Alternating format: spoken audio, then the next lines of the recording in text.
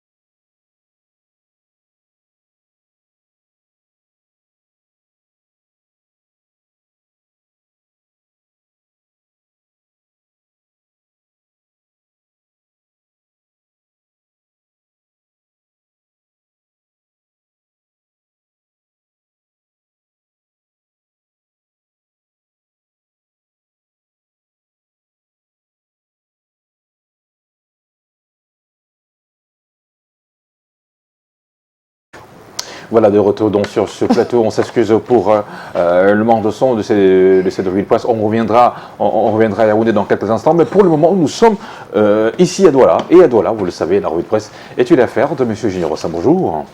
Bonjour Thierry Carole, bonjour Patricia. Bonjour Junior. Bonjour chers téléspectateurs de Canal 2 International et bienvenue à cette revue de presse sur Canal 2 International.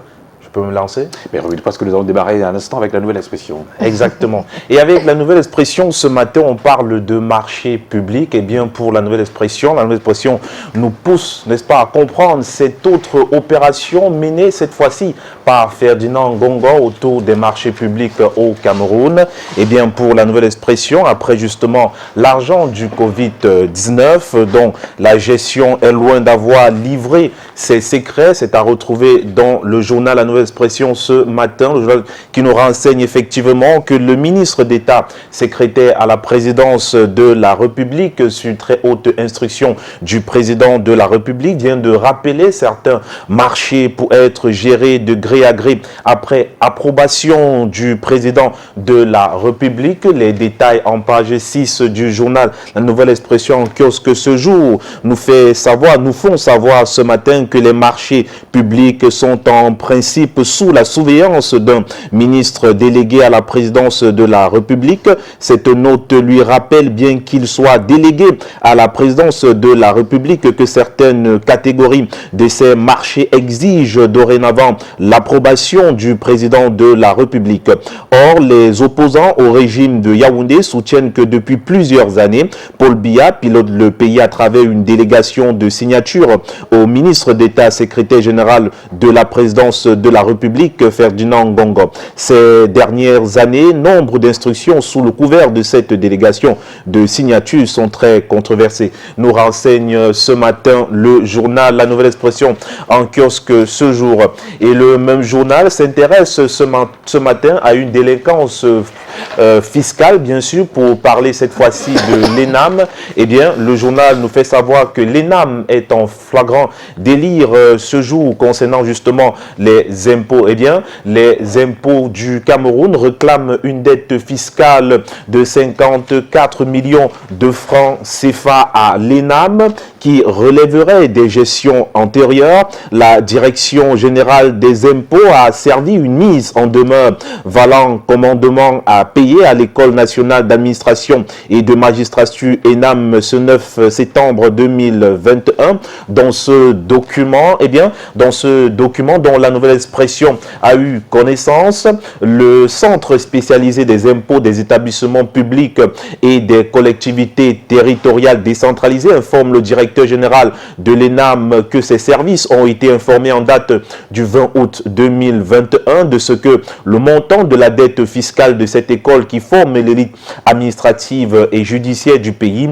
est de plus de 48, on l'a dit tout à l'heure, 48 millions de francs CFA. À ce montant principal s'ajoutent des pénalités de l'ordre de plus de 5 millions de francs CFA ainsi que les frais de poursuite qui sont, n'est-ce pas, de 100 000 francs CFA. Des précisions autour de cette actualité à lire ce matin dans le journal La Nouvelle Expression en kiosque ce jeudi.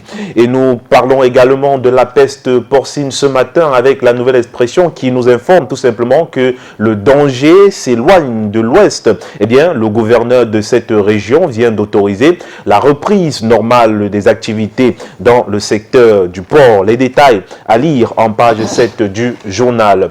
Et nous poursuivons cette revue de presse ce matin avec le journal L'Indépendant. L'Indépendant qui est également en kiosque ce jour et s'intéresse à un autre scandale. Eh bien, parle du scandale, un scandale de trop concernant les chantiers de la CAN au Cameroun. À sa une principale, l'Indépendant, le bi-hebdomadaire d'enquête, d'analyse et de sondage, nous fait savoir que l'adjudicataire du marché de gré à gré numéro 217-CF-SG-PR du 6 avril 2018 pour la réalisation des travaux de réhabilitation et de construction des voies d'accès du stade de Badioun-Lo 1, le contrat de l'entreprise turque Essay Contracting and Industry Cameroun INC Co vient d'être résilié par Célestine Ketcha-Koutes au profit de la société anglaise Edge sur fond d'irrégularité, criade et de rétrocommission. Indique donc le journal à sa une principale ce matin. Des précisions à lire en page 4 et 5 du journal. Eh bien, ce matin également, l'Indépendant s'intéresse cette fois-ci à la Banque mondiale qui garde une relation assez compliquée avec le Cameroun selon le journal. Le journal parle de 3 milliards de dollars de financement injecté ainsi par la Banque mondiale. Eh bien, 414 milliards de francs CFA. Pourquoi faire? Se demande le journal en kiosque ce jour. Au regard des multiples scandales, notamment celui lié à la gestion des fonds Covid, l'efficacité et la finalité de ces dettes justement prêtes aujourd'hui à caution, s'endetter pour rembourser la dette, condamner des générations à rembourser une dette improductive et sans aucun impact sur le vécu quotidien des populations peut être assimilé à des politiques publique hasardeuse. Ousmane Diagana arrive donc au Cameroun dans un contexte fait de défiance et de suspicion vis-à-vis des instructions de Bretton Woods. Des voix s'élèvent de plus en plus en faveur de la création d'un fonds monétaire africain dont le siège est prévu à Yaoundé et pour la sortie du franc CFA. Et le même journal de rappeler ce matin que 414 milliards de francs CFA supplémentaires injectés dans l'économie camerounaise par la Banque mondiale avec des conditionnalités austères. C'est la poursuite du long cycle de maintien de l'économie camerounaise sous la perfusion des institutions de Bretton Woods. Il est plus qu'urgent de réinventer un nouveau modèle économique moins extraverti, affranchi de la tutelle néo-impérialiste. Des précisions à retrouver ce matin dans le journal en kiosque ce jour. Eh bien, la revue de presse ce matin s'intéresse également au Messager. Le Messager qui est en kiosque revient donc sur les marchés publics évoqués tout à l'heure dans le journal La Nouvelle Expression. Et ce matin, le journal nous fait savoir que Talba Mala court-circuité, s'exclame donc à sa une principale le Messager de ce jour. Sur ordre de la présidence de la République, le ministre des marchés publics n'a plus les pleins pouvoirs pour autoriser bien évidemment le recours au gré agré dans la commande publique au Cameroun. Des précisions alliées en page 4 du journal nous font savoir ce matin que la question du gré à gré, avant même d'interpeller les maîtres d'ouvrage et maîtres d'ouvrage délégués au mois de février sur les procédures dérogatoires, Ibrahim Talba Mala savait qu'elle s'imposerait à lui bien assez tôt. Il savait aussi qu'il serait court-circuité sur ce dossier. Que Ferdinand Ngongo, longtemps complaisant et impliqué dans plusieurs dossiers financiers de la République, va jouer un rôle dans cette affaire. Les derniers événements l'ont confirmé. Alors, il a haussé le ton, renseigne donc une source proche de ce journal. Eh bien, il faut rapidement mettre un terme au jeu trouble de Ferdinand Ngongo. On ne saurait tolérer plus longtemps. Tonne ainsi la source du Messager ce matin dans le journal en kiosque. Et le Messager de ce jour s'intéresse au sport également, parlant justement du championnat d'Afrique des Nations. Eh bien, champion d'Afrique de volleyball, autant pour moi pour être plus précis. Que dit donc le journal ce matin? Le journal fait plutôt l'autopsie de la déconfiture du Cameroun en page 12 de ce journal. Auteur d'un parcours presque exceptionnel, la sélection nationale masculine a été dévorée par l'ogre tunisien. Les précisions dans ce journal nous renseignent bien évidemment que cette autopsie tourne justement sur la mauvaise gestion du flux émotionnel de cette équipe en compétition et bien évidemment des primes qui sont justement le nerf de la guerre en ce qui concerne le sport au Cameroun. Il faut cependant tirer un coup de chapeau à l'encadrement et aux joueurs pour cette prestation qui les qualifie pour les championnats du monde Russie 2022. C'est la 4e fois de suite que le Cameroun prend part à cette fête nationale. Les joueurs se sont engagés dans le projet technique mis sur pied depuis 2017 et le moins que l'on peut dire, c'est que les fruits commencent à fleurir. Cette défaite prévisible du fait du niveau de l'adversaire devrait servir de base pour la construction d'un groupe plus solide et concurrent. Des précisions à retrouver dans le journal Le Messager en kiosque de ce jour. Eh bien, Le Messager s'intéresse également à la Coupe d'Afrique des Nations, parlant de ce match qui est joué en ce moment par le ministre de la Santé publique, Manaouda Malachi, qui est d'ailleurs très impliqué pour la réussite de cette compétition au Cameroun. Alors poursuivons ce matin avec le satellite qui est également en kiosque. Pour le satellite, on parlera à sa une principale du renouvellement des organes de base du RDPC à Vouri 1. Eh bien, pour le satellite ce jour, le satellite fait savoir à sa une principale qu'Henri Ntoné et ses troupes sèment donc la panique dans le camp de Lengue Malapa. Les détails à retrouver en page 10 et 11 du journal ce matin nous font savoir effectivement qu'après les échauffourées qui ont conduit à la mise sur pied des bureaux des comités de base dans le cadre des opérations de renouvellement de base au Cameroun, et bien surtout dans l'arrondissement de Douala 1er correspondant à la session RDPC de Vouri 1, l'heure est au bras-le-bas de combat pour le contrôle du bureau de la session de Vouri 1. Justement, on s'achemine donc vers les élections irrelatives, précise le journal ce matin. Eh bien, selon les investigations effectuées par le satellite ce jour auprès des militants et responsables des structures de base du RDPC dans la commune de Douala 1er, 12 sous-sections sur les 15 existants sont ouvertement acquises à l'ancien président de la session Henri Ntoné, dont les partisans sont en train de ratisser l'âge pendant que ceux de son adversaire sont aux abois et multiplient des manœuvres souterraines pour justement fausser le jeu électoral. Nous renseigne ce jour le journal de Kazimi Koyo Mongen à retrouver en kiosque ce jour. Eh bien, le même journal s'intéresse ce matin matin au port autonome de Douala, nous présentant bien sûr au bas de sa une principale le quinquennat des réalisations futuristes de Cyrus Ngom, des précisions à retrouver en pages 6 et 8 du journal. Eh bien, ces précisions nous révèlent ce matin que c'est avec méthode, ardeur et abnégation que le directeur général de l'institution portuaire nommé le 24 août 2016 réalise avec brio ce que plusieurs pensaient impossible. La régie de dragage fait de petites merveilles à moindre coût. L'enlèvement des épaves laisse entrevoir de belles perspectives. Les plans d'eau du port autonome de Douala retrouvent leur navigabilité comme jamais auparavant. Le port est sécurisé. À l'intérieur et à l'extérieur des voies d'accès et les superstructures sont construites. Le port est illuminé. Les chiffres sont en augmentation de ce côté-là. Eh bien, parlant des chiffres justement, le port autonome de Douala est en outre un grand contributeur aux recettes fiscales de l'État. Au cours des 4 dernières années, l'institution a reversé pour 58,834 milliards de francs CFA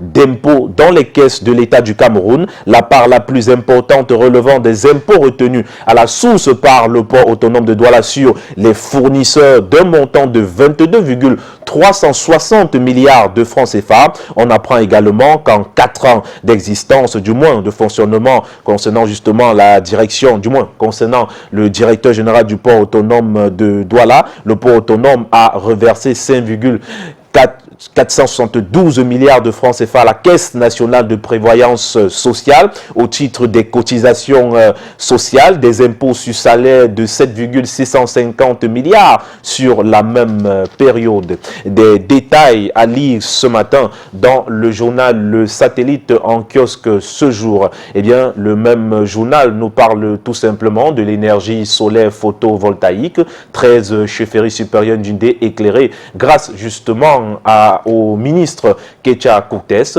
Les détails à retrouver en page 12 du journal. Et c'est bien sûr avec le satellite de ce matin que nous mettons un thème à cette revue de presse du côté de Douala.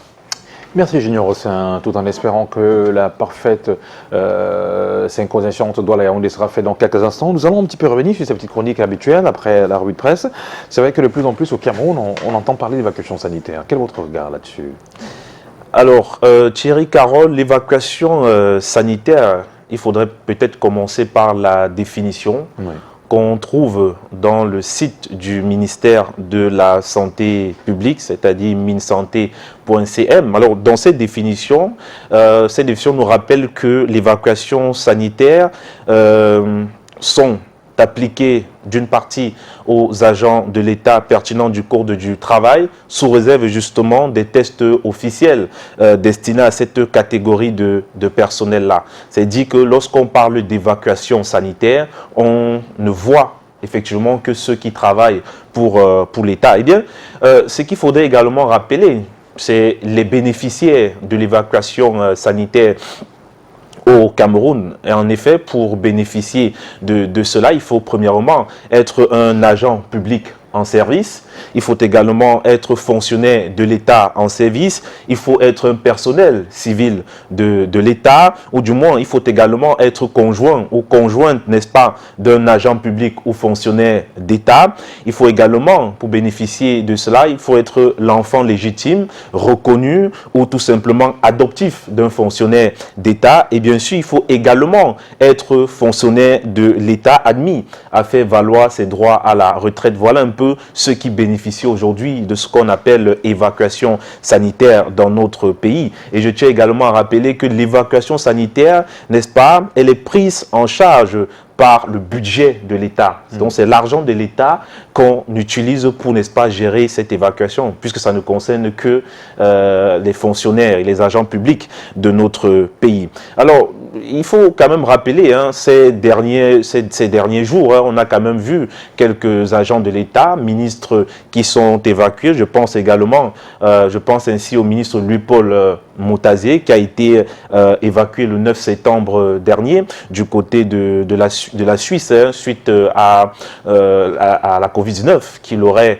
n'est-ce pas, chopé au cours de cette tournée. Du moins, c'est ce qu'on indique dans pas mal de journaux, qu'il a été évacué à cause du coronavirus. On a également appris il y a quelques jours, hein, que le roi des Bamoun, Ibrahim Bombon Dioya, qui est également atteint du coronavirus, n'est-ce pas, est en attente d'évacuation vers l'Europe. C'est d'ailleurs une information qu'on peut retrouver rapidement dans le journal Jeune Afrique, qui nous a renseigné donc sur cette actualité-là. Donc le roi Bombon Dioya sera probablement évacué dans les jours qui viennent, hein, précise également tout cela. On a également appris il y a quelques jours, c'était effectivement le 13 septembre bien évidemment, Niat Dufendi, qui a également été évacué du côté de l'Europe, précisément en France, pour des raisons de santé, parce que très souvent, comme on dit, c'est évacuation sanitaire, ce sont des raisons de santé.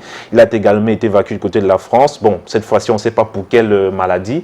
Rien ne filtre encore sur la maladie dont souffre notre président du Sénat. Alors, à côté de tout cela, il y a quand même des réactions politiques qui se sont prononcées lorsqu'on parle d'évacuation sanitaire. Je pense ainsi à la sortie de Kawala, celle qui est présidente du CPP, qui s'est également prononcée pour rappeler en fait que les agents de l'État, fonctionnaires d'État ou des ministres ainsi ne peuvent pas être évacués sans qu'il y ait, n'est-ce pas, un communiqué officiel. Donc pour elle souhaiterait effectivement, puisque c'est l'argent de l'État qui est utilisé, puisque c'est le budget de l'État qui est utilisé pour tout cela, il faudrait que l'ensemble des Camerounais puissent être informés et renseignés sur les dépenses autour d'une telle évacuation. Eh bien, Kawala s'est donc offusqué du fait qu'il n'y a aucun communiqué autour de l'évacuation qui a été, n'est-ce pas, menée pour le bien de lui, Paul Motazé. Et d'un autre côté, on a également eu Mamadou Mokhtar, qui est le vice-premier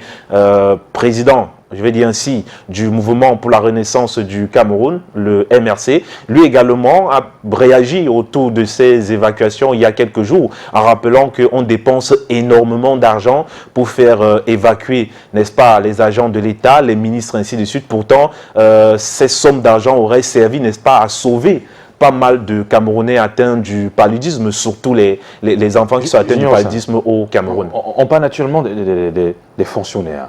Mais dans la plupart des cas, quand on lance un regard panoramique sur les personnes qui bénéficient de cette évacuation sanitaire, ce sont toujours les hauts fonctionnaires, ce sont toujours les ministres.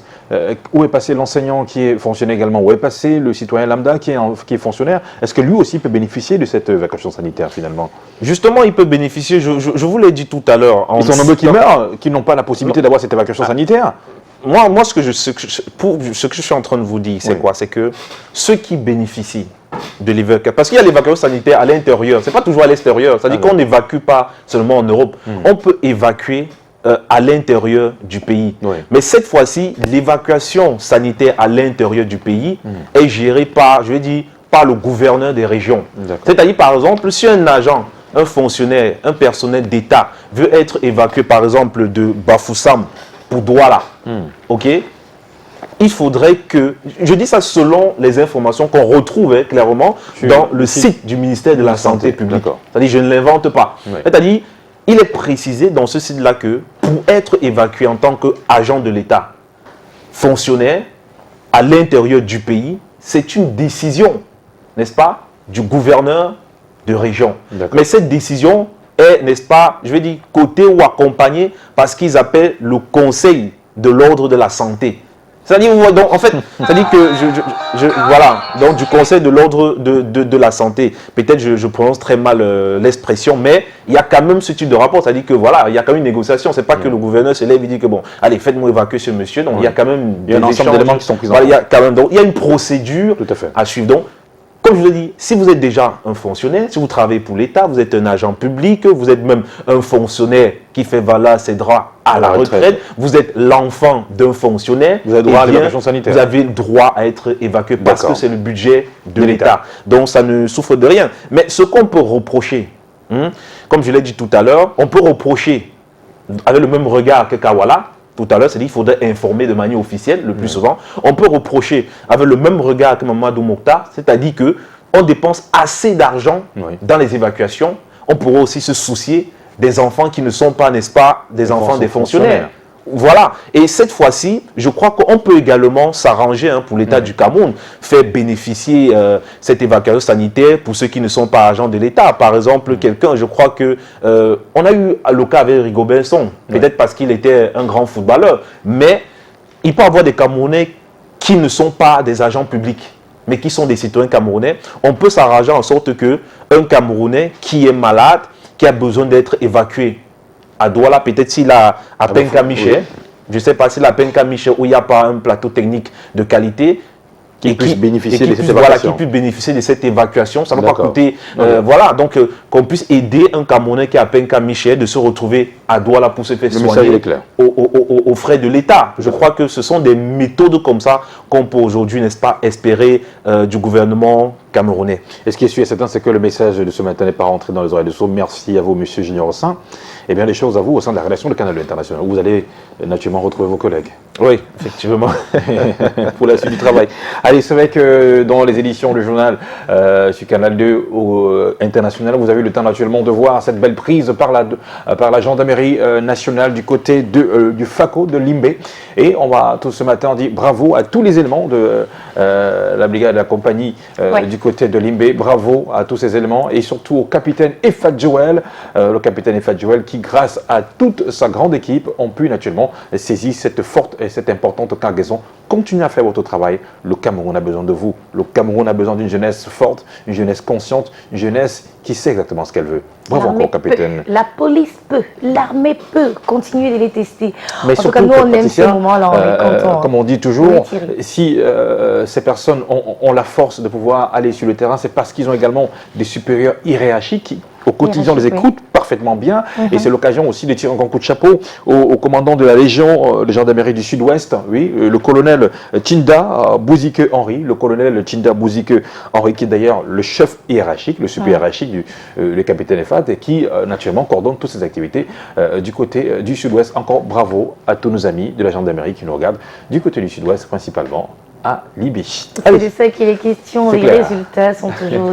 c'est la somme des efforts conjugués. Voilà, le boss, son équipe, ses éléments. Et ça crée une belle harmonie de l'équipe et de bons résultats, comme le disait Thierry. Encore une fois, félicitations seulement, mais aussi merci pour tout ce que vous faites pour notre sécurité. On a eu les informations, les nouvelles grâce à la revue de presse en ce qui concerne le pays. Et on va aller beaucoup plus loin maintenant, savoir également ce qui se passe au-delà de nos frontières. C'est à travers l'Escale Monde. Tout de suite, Thierry. La pub.